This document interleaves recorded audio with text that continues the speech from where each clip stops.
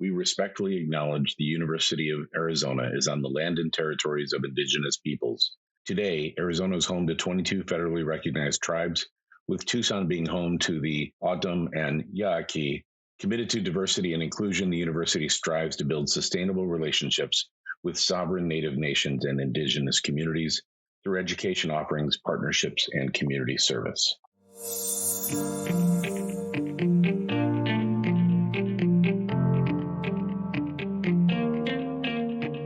Welcome to this episode of the PA Path Podcast. I'm your host, Kevin Lohenry, and we are glad you can join us as we seek to better understand the PA profession.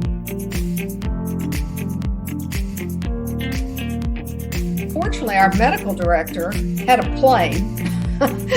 He was that kind of doctor. So he said, well, we're going to fight the state board. And so he and I went to the state board meetings once a month for the next 9 months. It took us to convince them to allow a PA to work with remote supervision. Well, I'm excited to bring Meredith Davison to you today. Dr. Davison is a mentor of mine who helped me from the moment I started as a PA.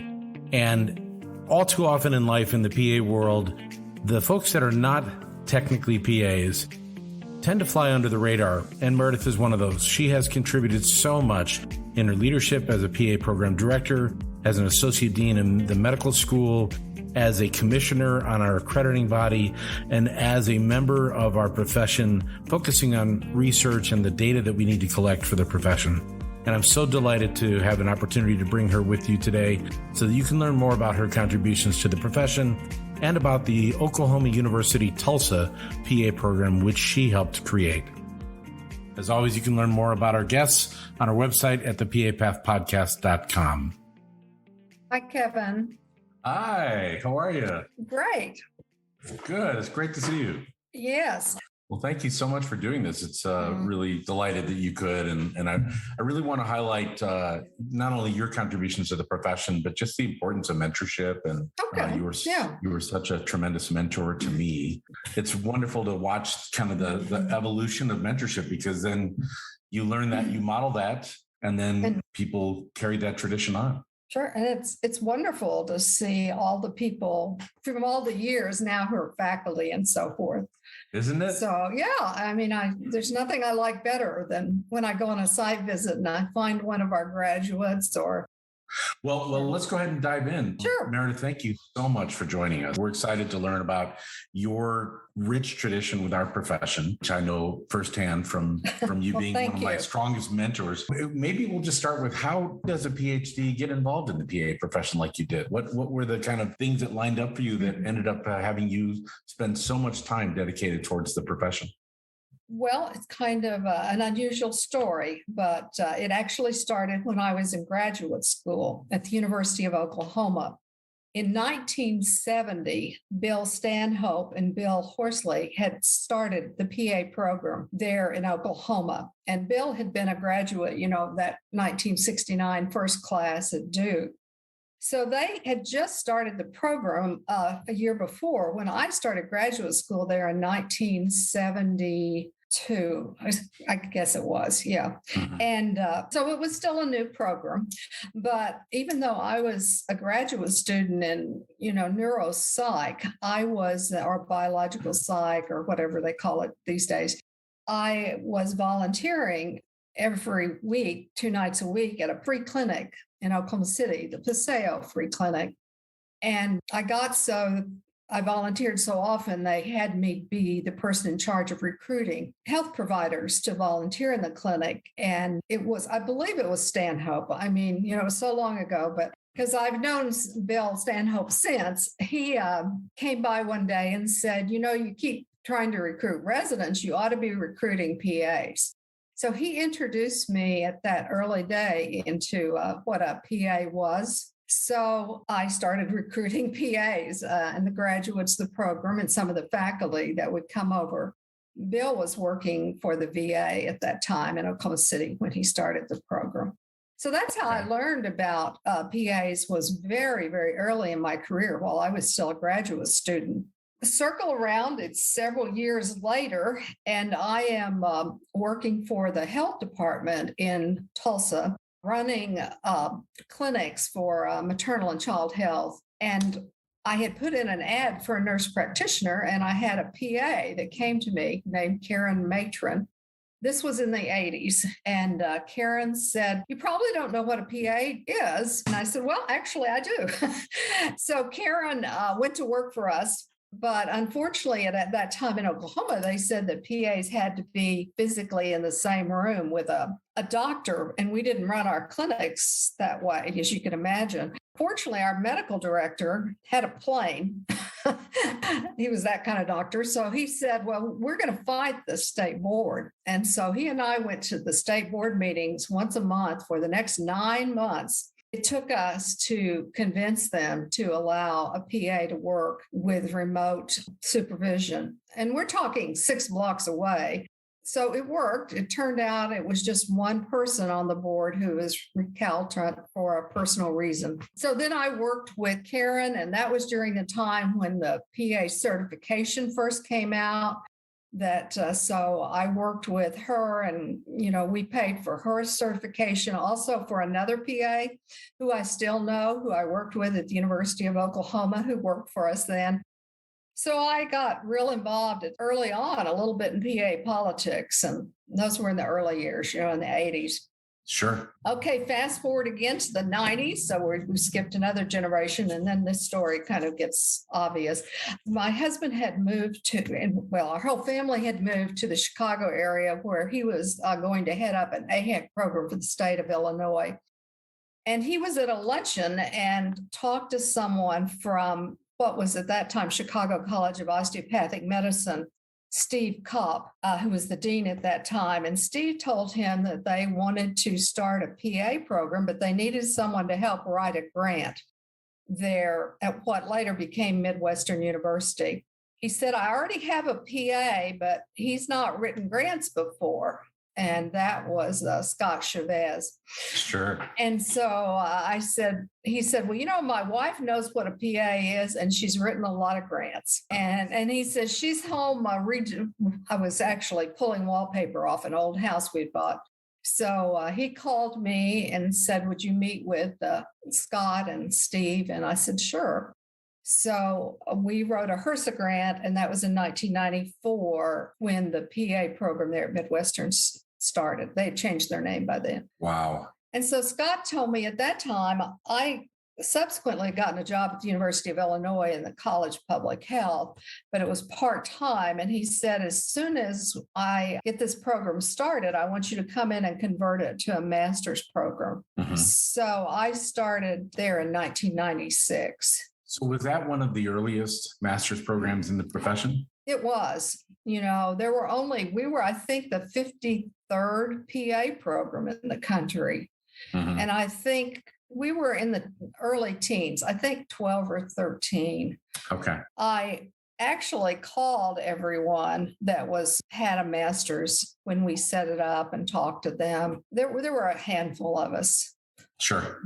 Because there may not even have been that many. By the time we got it started, I think we were 12 or 13, but I don't think there were that many. I found out there were some other people. I went to my first PAE meeting, which was APAP then, and met people, and I met some other people who were trying to become a master's program or do like we did, have 2 tracks. Sure. So that was in the mid early 90s. And then Midwestern quickly starting a program after we got the one in Downers Grove established down in Glendale, as you well know. Yeah. So we, most of the time seemed to be taken for Scott Chavez to be down in Glendale. So I worked until he hired someone. I was kind of the associate director and director of the master's program. I'd been the director of the master's program all along. But then Barry Cassidy took over down in Glendale, mm-hmm. and Scott was very busy with a lot of other endeavors. His heart had always been in correctional medicine. So we had a site visit, and Ruth Balwick was there, still remember, and we made it through the site visit. And back then, the programs got feedback from ARC PA. And so we got feedback, and they said, well, we need to, Ruth was very outspoken, still is, said that we need to have a full-time person here who's a program director, not just an associate like director. And they said, well, we'd like to hire one, but we haven't found one. And Ruth said to them, well, yes, you have. She's sitting right here, and pointed to me. And I'd always been under the perception that I couldn't be a program director. However, at that time in 1997, you could be. Okay. So I was actually hired as program director later that afternoon. And they made it, and they were very nice. Dr. Geppinger, who's, president of Midwestern, made it retroactive until, when we'd started working on the accreditation. So Sure. So anyway, that's how I became program director at Midwestern. That's wonderful. Yeah. So you were the program director at Midwestern for how many years? From 1997 to 2006. And that's a good stretch. And since it was retroactive, it actually turned out to be right at 10 years. Okay. So you and I met at Midwestern, obviously. We did. The director of the master's program when I was graduating in 1996. Yes. So you were a student there. I remember you and I talking several times. You were kind of the leader of the students. I can't remember what your title was, but you were definitely the one always in our office telling us what we needed to change. And I got most of that because Scott was down in Glendale all the time. And so I remember seeing that you had great leadership potential, even as a student. Thank you. Plus, you could have just come in and yelled at us, and you usually had a plan and a way you wanted to change things. So you were pretty sophisticated, much more so than your other students, because you had the background in the military, which gave you great leadership skills even as a student. Wow, thank you. That's very kind. It's true. New programs are tough, right? They are tough. Every new program is going to have some bumps in the road. That's part of the evolution of a program, and so. I think the benefit to students is you get into a new program, you have a chance to help shape it with programs that are willing to take feedback, which you were obviously. Yeah. So. Well, it was very difficult because Midwestern had a very aggressive plan for us to grow that program. We had 14 graduates first year, I believe, 36 the second, 57 the third, and then 84 the fourth. Yeah. So we were just pedaling as fast as we could and trying to, and that's how I got a lot of experience, though. Even though I was supposed to be just over the master's program, it was all hands on deck.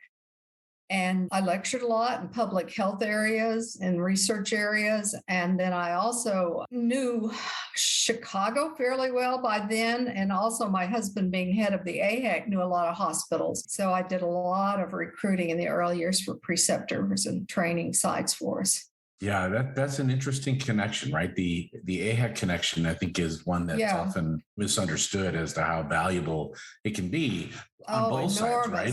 Oh, yes. And there was still a lot of educating to do in Illinois. I was surprised, having come from Oklahoma, where PAs had been around, like I said, since 1970. And here it was 25 years later, approximately. And in Illinois, no one knew what a PA was, or so it seemed. At that time, there was only our program and the small Cook County program. Yeah, that's right. And when I graduated in 96, there were only 29,000 certified PAs in the country. So we had to introduce ourselves to everybody as explaining what we did. Right. Yeah. So you can imagine that caused more issues in trying to recruit preceptors.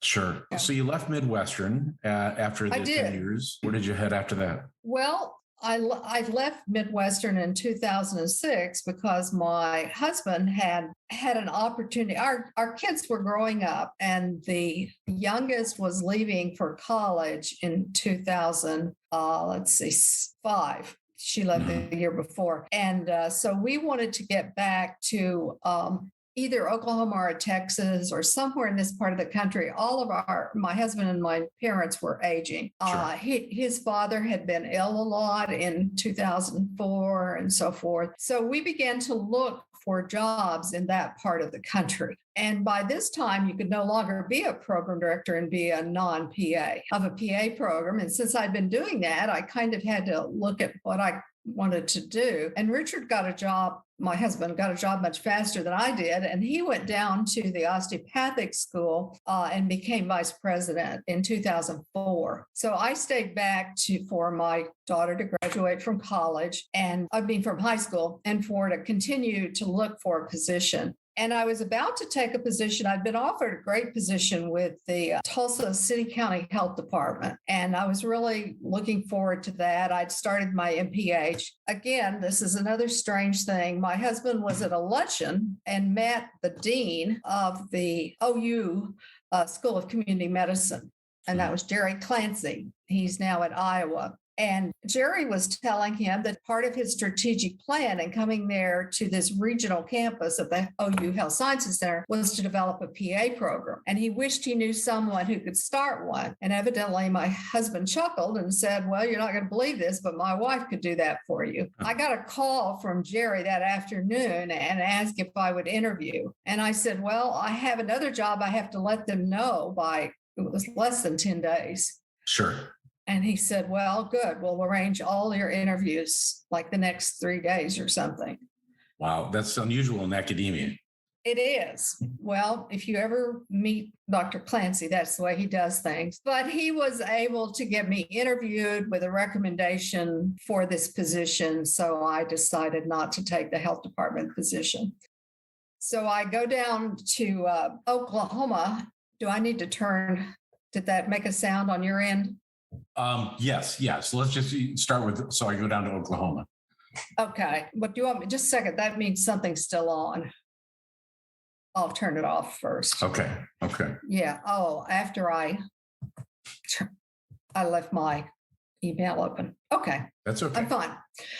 So I went down to Oklahoma in May, and I actually retained a position because I was the PI on a HRSA grant up in Downers Grove. So for the summer, I literally went back and forth till I guess it was the end of September when that HRSA grant ended. Mm-hmm. So I met with Jerry once, and he said, well, I need you to start this program. We'd like it to matriculate its first students in 2006. And I said, well, I don't think we can do it that fast. He said, well, I think you can. And he gave me a file and said, basically go to it. He says, I don't have a clue, but here's the names of some people. So fortunately for me, I had a sister who was a practicing PA in the state of Oklahoma, and she knew lots of PAs, and she got me into the PA community in Oklahoma. And I went down, met with the program director in Oklahoma City. But it was quite a challenge for that. I worked harder probably than I ever have for that year and a half. And, I called John McCarty, who was head of ARC then, told him what I was doing and said, oh, I don't think you can do it, Meredith. So I had everyone saying that I couldn't get it done there. But fortunately, I did. And I met the right people, and we put together a real quality program. Now, one thing Jerry wanted to do is he wanted to go back to the original model. He was very knowledgeable about PAs himself. And by now, Jerry had become the president of OU-Tulsa. And the new dean, I was very lucky, was Dan Duffy. And he was a person who had worked with the original PAs too, and also knew the physician who started PAs. So he and Dr. Stead had known each other. So he knew how it originally was done. So Dr. Duffy at OU, who's dean now, and Dr. Clancy decided that we were going to put together a program like the original where med students and PA students trained together. And so that's what we have to this day at OU.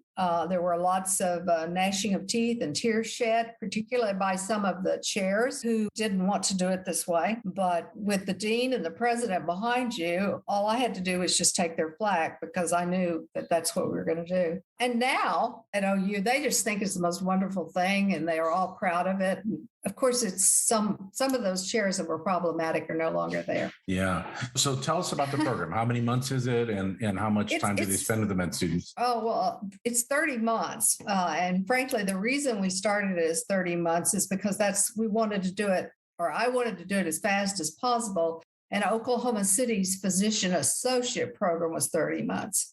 Okay. So only people in academia know how this goes, but I was able to use some of their course numbers. And so I didn't have as many new courses to get through the appropriate committees and so forth. Mm-hmm. It's a 30-month program, though, to this day. It's divided 50-50 didactic and 50%. So we have 15 months in the didactic, which is 2 summer semesters and 2 a fall and spring. Sure. And then we have 15 months, actually about 14 and a half of clinical. Okay. And all of the basic science portion is taught and the didactic is taught just to PAs. We have a lot of the same actually lectures from the same instructors, but we've never been we're not on the same schedule because of our use of the anatomy lab and everyone else in the anatomy lab. And we wanted to start with anatomy. Sure. But our clinical, they have 15 months and 8 months of it is they're on the same teams with medical and PA students together. So all of the basic stuff, surgery, internal medicine, family, psych, OB-GYN, peds, I think I named them all, maybe missed one. Now, we do have a separate emergency med because the medical students, believe it or not, don't have emergency medicine. And then we also have our students do a second, we call it community medicine. It's usually family that they go to, and it has to have a PA as their instructor there, the preceptor. And then nice. we do an underserved. So we make sure that the last 6 months is pretty much 6 to 7 months is pretty much out in the community with practicing PAs. Though they have practicing PAs, of course, in our clinical departments, but more physicians than. Yeah, so some mindfulness about exposing them to the professionalism of the colleagues that are already out there precepting. Oh, very much, because we didn't just want to train a medical student without a residency. We wanted to train a PA. And I think we've really been successful in that because we have so many PAs that we have. Like in some areas, we have PAs, like in family medicine, we have so many PAs working in our family medicine clinics that they teach most of the clerkship to the PAs and the medical students. Fantastic. There's such a feeling of collegiality and real interprofessional education at our institution. We also have all our students, we have an integrated longitudinal clinic that they do for the whole 15 months of their clinical training. And that is just with a PA mentor. Okay. So we have what we call our Bedlam Clinics, probably not the best of names, but it's been around so long we can't change it, where our med students do the same thing. And this is all going on in the same clinic. So there's a lot of collaboration, asking questions back and forth. There are lectures given to the students about community medicine and responsiveness to the community in this longitudinal clinic. And both the PA faculty and the med school faculty give them together.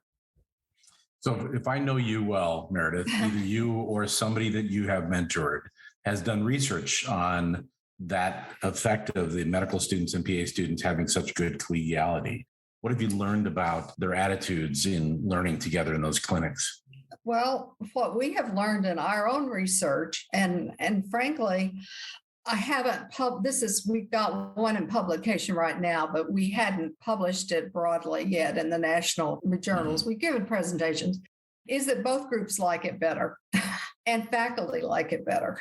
It's amazing to me that we really can't see any downsides. The only thing we hear sometimes is we have the rotations are slightly different, even though they're together. For example, on OB-GYN, we know that the vast majority of our PAs will never deliver a baby. Sure. But what we do is we have the PAs have more sessions in the outpatient prenatal and gynecology clinics, though they get some deliveries. And likewise, we have the medical students doing more of the inpatient gynecology, like surgeries and so forth. And that's what I found very useful when I was associate dean. Since I was over the curriculum of both groups, I could, or had oversight, I could work so that the PA program put together what they needed for their outcomes. And then the medical school faculty did the same. And then since they're going to be trained together, then we would arrange it so it worked. Sure. So I was surprised, frankly, how easy it was. What I hear from most people, and I will tell you, we put in a grant and we got this criticism back on the grant, which, by the way, we didn't get. And this was obviously a PA. He says, this would never work. Physicians would never accept this training, and that you must have a very unusual situation. So your model is not generalizable to PA's programs in general. I would disagree. I think model has a lot to go for it to getting to where, I'm aware of all the current conflicts and discussions in the profession about whether you collaborate or supervise. But I think truly once people have trained together, now what I'm real interested in now is looking at the outcomes of these people. It takes so long for the physicians to be out. They're only recently out. Sure. So now I'm going to go back to see what their attitudes are towards PAs. And I would predict they're more positive, they're more prone to be hiring them and so forth. Oh, yeah, I would totally agree. I was just talking to an interventional radiology PA from the University of Arizona Banner Medical Center this week. And it was the division chief that they brought in who had worked with PAs in a previous institution that really opened up the door for PAs to be hired there. So I think, to your point, once physicians have had a chance to work collaboratively with PAs in some capacity, I would guess more often than not, they're advocates for the role to help their lives be a little bit better in delivering care to their patients. Sure. Well, and the patient's the real winner too in the long run. We have found that it works together so well because not only what was most interesting to us, and we have published on this, was also we kept thinking about the academic. Could the PA students do as well? We use the same, what are called shelf exams for the end of rotation exam. And we have the PAs and the medical students taking the same shelf exam. We think they should have the same knowledge level at this point. Sure. The med students are going to go on to a residency and get a lot more knowledge, but at this point, they should take the same. Well, that gives enormous respect because they end up studying together. And we found that there are all these informal interactions that go on between the students it's kind of like the glue that, when you work together, you have friendships together, you get to know each other, you get to see each other's life goals. We've had numerous marriages. We've had numerous other liaisons, shall I say. They support one another. If the PAs have been on the way our 30-month curriculum does, those students that are doing their last 3 months, they've been rotating for 12 months. Well, they end up mentoring the medical students who are just starting. See, the way our curriculum works, there's a 3-month overlap where the PAs are the seniors, if you will. Yeah. So they end up being kind of the clinic guide to helping them orient to getting started. Yeah. From everything to where where do you go to get free lunch or where do you do this? It's very interesting to us, these kind of informal relationships that have been fostered by our model. And I think, it would be interesting to tease apart how much of it is those relationships versus how much of it is the real training. Yeah. I mean, so much of the IPE literature talks about that importance of socialization. It is. And spending time together in a social setting before kind of pushing them into a professional silo setting. So, but here they're studying exactly the same thing. And in our case, they've all had they take the same anatomy course. It's just taught 2 different semesters. So they've got all this back experience that's similar too. Yeah. The being in the trenches together with the same instructors. So to speak. Mm-hmm. Yeah.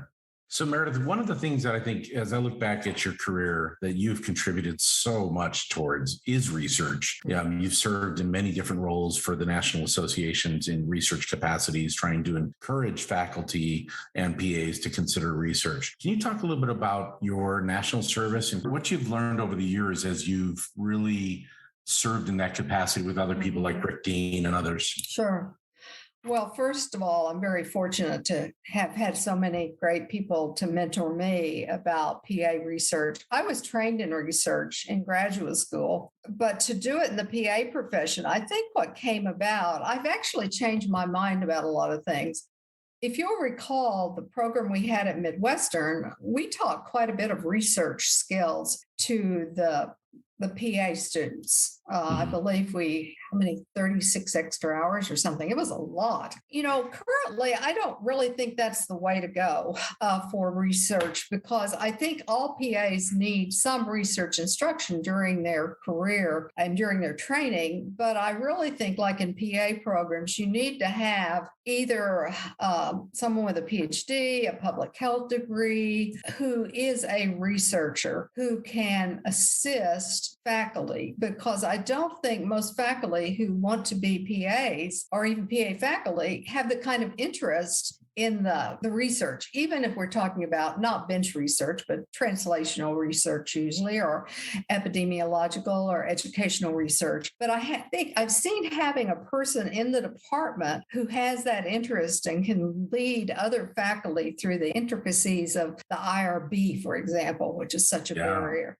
Developing a survey, going through the steps you need to do to publish. So I really think if we would encourage, and maybe that needs to be encouraged through a standard in the ARC-PA standards, programs to have the capacity to assist their faculty with the research so that we can get research on good educational topics. There's still so many things we don't know. I think there's a need for, and a lot of this research is being done on the economics of PA practice. That's really a niche area that you're not going to get anyone who's not an economist or who's not working with an economist to do. But there's still a lot of things that we don't know very much about for the PA profession. Instead, we get, even today, and I'm still an active reviewer for the journal, so I review a lot more than makes the journal. There's a lot of studies that come through that are just one program that, this worked for us. And I do think you have to expand if we're going to come up with things that's really useful information. Those seem more like pilot studies these days, and you really need to have a collaborative research program to look for generalizability. Right. And, we don't have a standard set. And I hear students that I counsel who want to go into PA are so upset by this all the time. We don't have a standard set of prereqs. It's like in the profession, which is, I know, hard for students. And it causes, there's a lot of extra cost to that. There is. A lot of extra stress.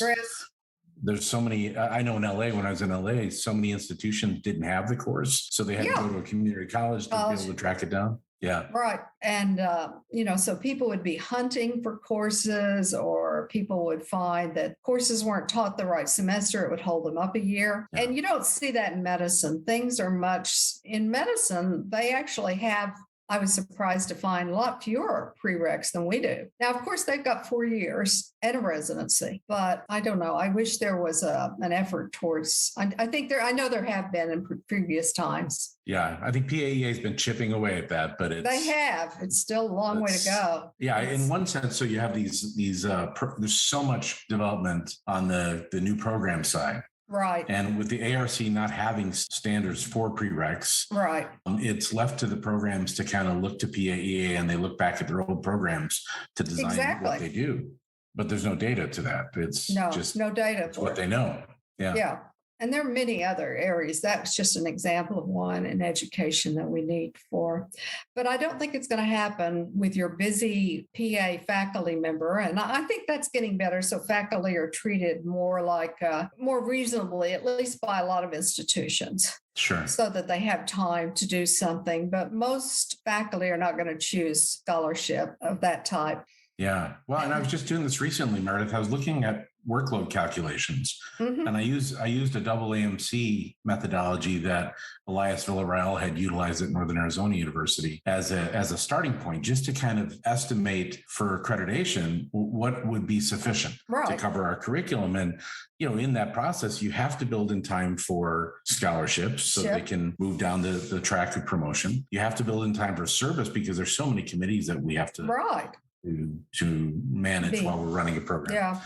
So and yet the PA profession doesn't have a national standard for workload. No, we don't. So no, and I think that working in the MD world, my first foray into medical education was at a, for doctors. I spent my first 7 years in that capacity before, and then I was 10 years in a nursing school before I made it to PA. So I've seen from a variety, and we have much less research about our education than either of those professions by far. Yeah, I think nursing has done such a great job of recruiting students from a wide variety of perspectives. They have a great pipeline of leadership, nurses that love leadership, nurses that love research, nurses that just want to be clinical practitioners. Yeah.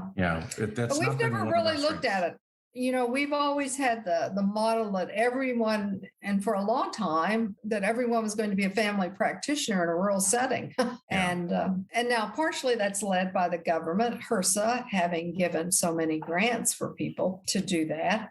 But on the other hand, I think we have to look at the reality of where the profession, my students, at least even here in Oklahoma, find many more jobs and specialties than they ever do in family medicine. Yeah. And yet it sounds like you have a very strong curriculum built around community medicine. We do. And they still end up in specialty. Yeah, well, but we define community broadly, as everyone does now, and try to, you can practice with these principles regardless of what area you practice in. But it's very interesting the way things have changed over the years.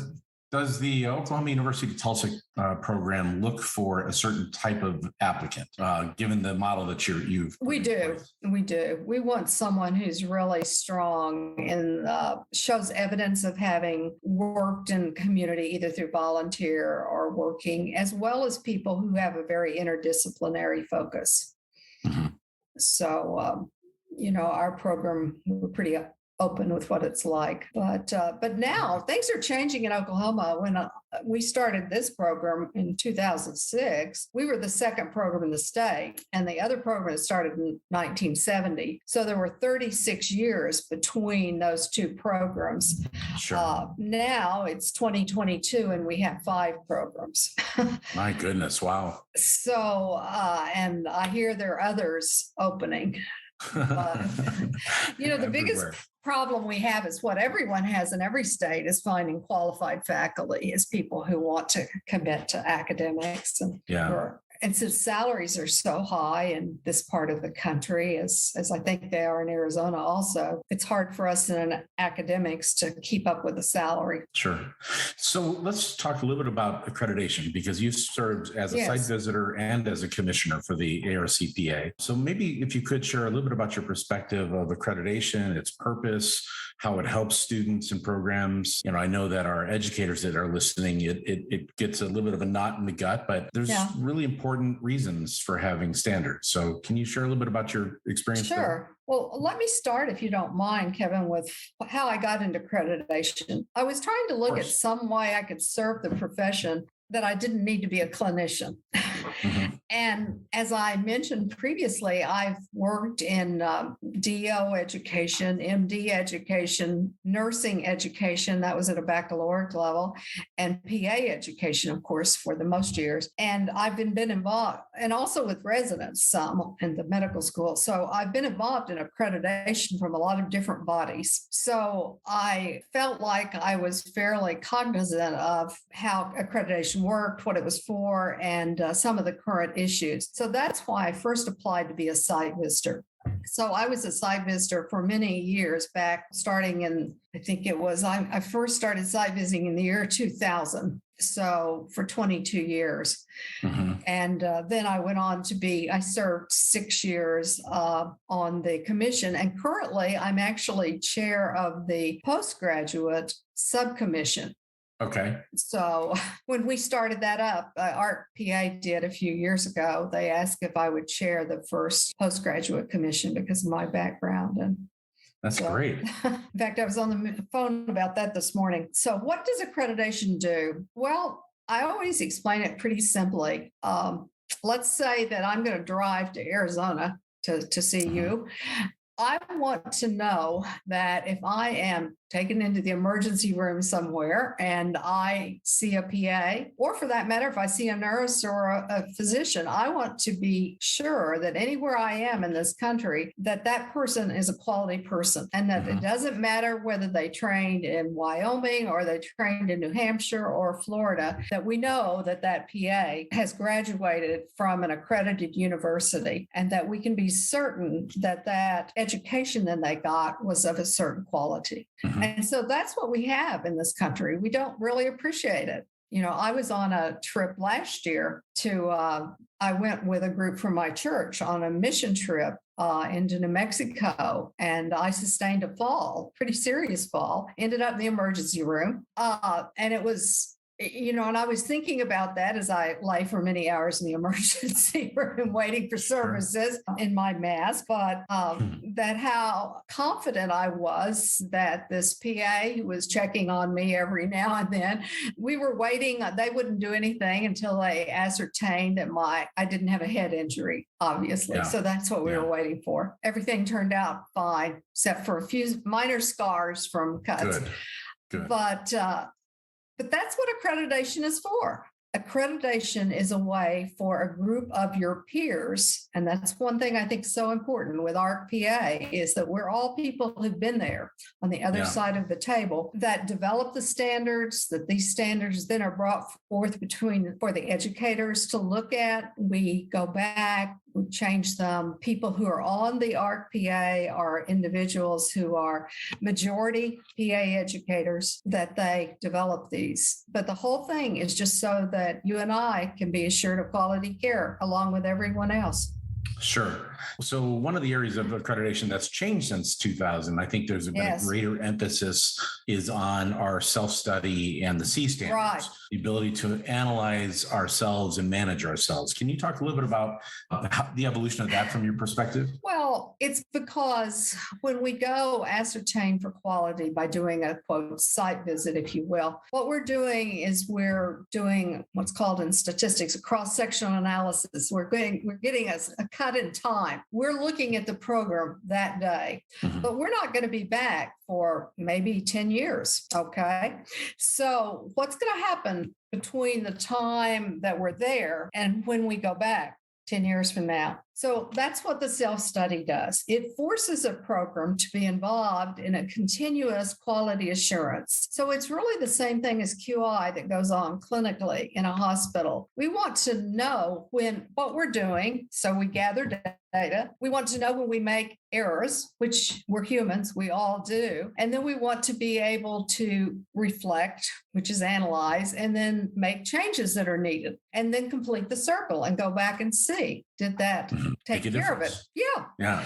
So to me, it shouldn't be a hard concept for clinicians to understand, because now that's what goes on in every hospital and hopefully every practice in the country. So it's just the way we do it in education is what we call the self-study. And we just have several key factors that are the major important areas for having quality education for the students, which has to do with the faculty, which has to do with the curriculum, which has to do with the clinical rotations, which has to do with evaluation. These areas, we require the programs to gather data about themselves, to reflect on it themselves, and analyze the data in such a way that they can come to conclusions about potential changes they either need to make or that they don't need to make.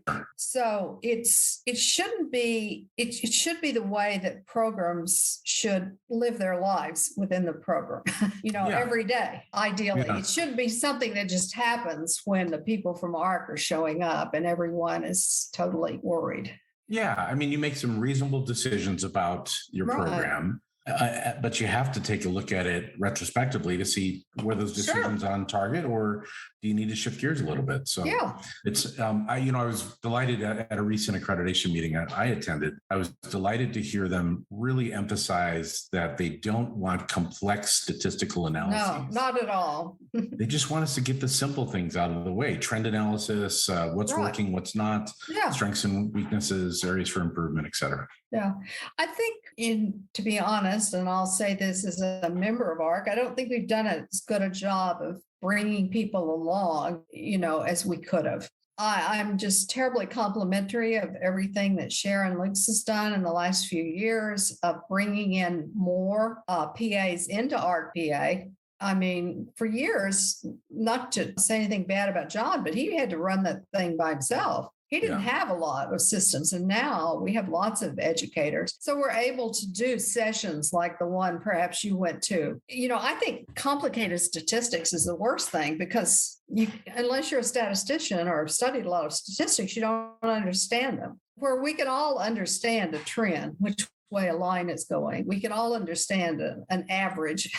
Well, Meredith, when you look back over your career, as you look back at all the contributions you've made and experienced with the PA profession, what brings you the most joy? Oh, definitely seeing people like you, Kevin.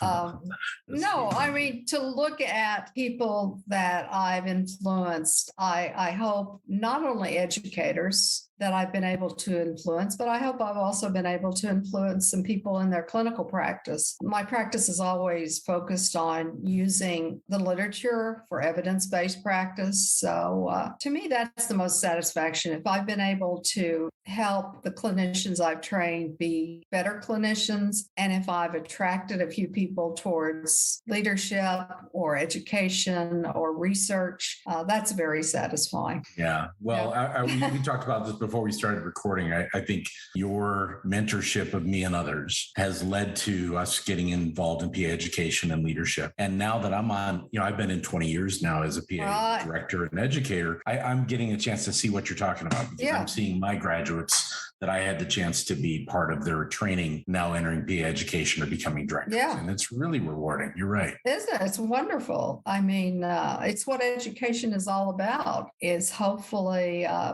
just think as if as humans, we had to learn everything for the first time. We're all dependent on each other. And I do think in a field like PA that's so new, it's still a very new profession. We're only talking a little over 50 years. So I agree. There's a lot to do. There is, but at the same time, we've done a lot for 50 something years. So 53, I guess, this year. Well, I think I'm going to take the liberty of speaking on behalf of the profession and just thank you for everything that you've done to contribute to the growth of this profession and the stability of this profession over your career. I think so often in our profession, people look to the PAs, but there are a myriad of people that were physicians and PhDs and social workers and others who have contributed to our success, and they often go unrecognized. And I just want to thank you because I know a lot of the things we're talking about were influenced by your leadership.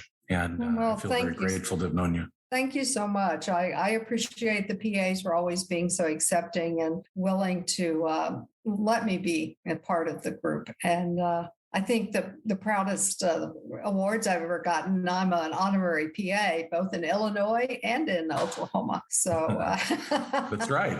So you are technically one of us. That's always been honorary, but it's no. The PA profession is a great profession, and I really believe in it. I don't think we need to depend on physicians for everything. And I think PAs I just like the model. I like the way the collaboration goes and so forth. So I appreciate it. Well, thank you so much for taking time to share with us about the Oklahoma University's program in Tulsa. Well, thank you. And about your contributions and passions for the profession. And we wish you and your colleagues the very best. Okay. And I should put in the name of our program director, Shannon Iams, who, by the way, was one of the first faculty I hired, who's now our program director, if anyone's interested in talking more about our model. We know it doesn't go everywhere, but there are aspects of it that can be incorporated into most every program. Absolutely. Well, we want to thank our guest, Dr. Meredith Davison from the University of Oklahoma Tulsa PA School and their medical school. We appreciate her sharing her insights and contributions to the profession over the past several decades. Tune in next week as Steph and I wrap up season 2 with our reflection episode. We look forward to looking back at the last season and looking ahead to season 3. We do plan on taking the summer off to get a little bit of relaxation in, but look forward to bringing you a whole series of new and interesting people as we continue to highlight the profession and try to help level the playing field for all applicants.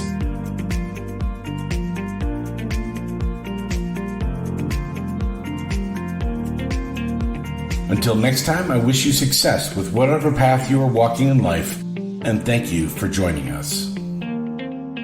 The purpose of this podcast is to provide news and information on the PA profession and is for informational purposes only. The views and opinions expressed in this podcast are those of the speakers and guests and do not necessarily reflect the official position or policy of the University of Arizona.